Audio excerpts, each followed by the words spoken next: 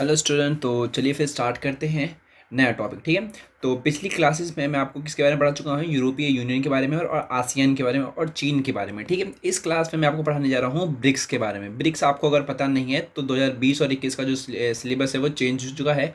आपने वो ना देखा हो तो यहाँ पे आई बटन दे दूंगा, यहाँ पे आप देख लें। ठीक है, फिर स्टार्ट करते हैं ब्रिक्स के बारे में। ब्रिक्स क्या है कि जो थर्ड चैप्टर है न्यू सेंटर्स ऑफ पावर, यानी कि सत्ता के नए केंद्र, उसमें एक ही सत्ता के रूप में देखा जा रहा है जो कि बहुत बड़ी शक्ति बन जाएगा। ठीक है, तो इस आखिर में ब्रिक्स के बारे में पढ़ना है कि आखिर ये इतनी बड़ी शक्ति कैसे बन सकता है। ठीक है,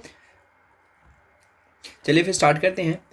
तो जो ब्रिक्स है उसकी जो स्टार्ट डेट है उनकी 16 जून 2009 है, यानी कि इसका जो फर्स्ट समिट है वो 2009 में हुआ था और जो लोकेशन थी रसिया थी और जो सिटी थी वो यकतेरिनबर्ग थी।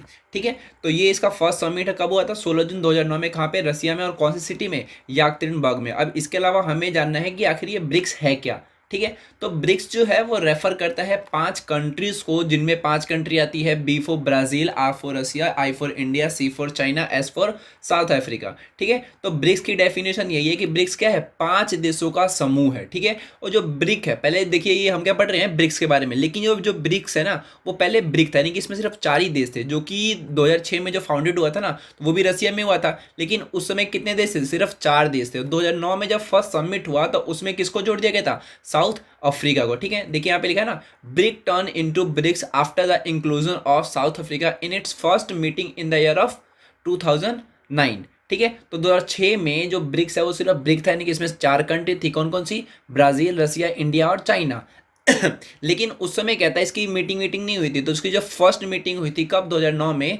तो उसी समय किसको ऐड किया गया था, साउथ अफ्रीका को। और तभी से ब्रिक है वो कौन से नाम से जाने लग गया, ब्रिक्स के नाम से जाने जाने लग गया। ठीक है, इसके अलावा क्या है, जो ब्रिक्स है ना आज के समय की बहुत बड़ी ताकत है। क्यों ताकत है, क्योंकि देखिए इसमें बड़ी बड़ी कंट्री है, जैसे कि रसिया हो गया, चाइना और इंडिया हो गया। ये जो 3 कंट्री है, 3 मेजर मेजर कंट्री है, जहाँ की जो जनसंख्या वो सबसे ज़्यादा है, जहाँ का जो जो कहते हैं ना भूमि, या फिर हम कह सकते हैं जो एरिया है वो सबसे ज़्यादा है। मतलब हाफ वर्ल्ड को तो यही कवर करते हैं एक तरीके से। इन दोनों की आबादी भी ज़्यादा है, चाइना की नंबर 1 पे है तो इंडिया की नंबर 2 पे है। इसके अलावा यहाँ बहुत सारे इन्वेंशन होते रहते हैं और ये देश बहुत ज़्यादा आगे बढ़ रहे हैं। ठीक है, तो इन पांचों को मिला करके क्या बनाया गया, एक ग्रुप बनाया गया है जिसको हम किस नाम से जानते हैं, ब्रिक्स के नाम से जानते हैं। ठीक है, जो ब्रिक्स था वो पहले क्या था, ब्रिक था कब, 2006 में। उसके बाद आगे बढ़ते हैं कि जो ब्रिक्स है इसके ऑब्जेक्टिव क्या है। देखिए किसी भी संगठन के कुछ नाम के ऑब्जेक्टिव होते हैं। नाम के क्या मतलब, सेम सेम होते हैं, फिर सिमिलर ऑब्जेक्टिव होते हैं। ऑब्जेक्टिव का मतलब क्या है कि आखिर ये चाहते क्या है। तो देखिए इसका जो ऑब्जेक्टिव है वो यही है कि म्यूचुअल इकोनॉमिक बेनिफिट्स हो, किसके बीच में, जो इसके मेंबर्स हैं उनके बीच में म्यूचुअल इकोनॉमिक बेनिफिट हमें करना है। इसके अलावा क्या है कि हमें कोई इंटरफेरेंस नहीं करनी किस किस चीज़ में, इंटरनल पॉलिसीज में। यानी कि अगर इंडिया की कोई इंटरनल पॉलिसीज है, फिर इंडिया कोई मैटर है अकेला, अगर मान लिया इंडिया का मैटर है तो उसमें रसिया सिर्फ सुझाव दे सकता है। ये नहीं कि उसमें इंटरफेयर कर देगा कि तुम ऐसे कर दो वैसे करो, सिर्फ आपको सुझाव देना है। तो ये चीज़ें हैं। इसके अलावा क्या है, आपस में इन देशों को व्यापार को बढ़ावा देना है, आपस में शांति बनाए रखनी है, और आपस में ही जो भी गरीबी हो गया, आतंकवाद हो गया, इन सब मुद्दों पे आपस में मिल करके लड़ना है। यही काम किसका है, ब्रिक्स का है, और जितने भी संगठन है उनका है। ठीक है, इसके अलावा क्या है जानने को कि जो अभी 2019 गया था उसमें 11th कॉन्फ्रेंस हुई थी किसकी, ब्रिक्स की, और वो कहाँ पे हुई थी, ब्राजील में हुई थी। और उस समय प्रेसिडेंट कौन थे, जैर बोल्सोनारो। ओके, तो ये था ब्रिक्स। और ब्रिक्स पहले क्या था, ब्रिक था कब था भाई, 2006 में ब्रिक था वो पहले, फिर 2009 में क्या बन गया, ब्रिक्स बन गया। यानी कि पहले 4 कंट्री फिर 5 कंट्री। उनका काम क्या है,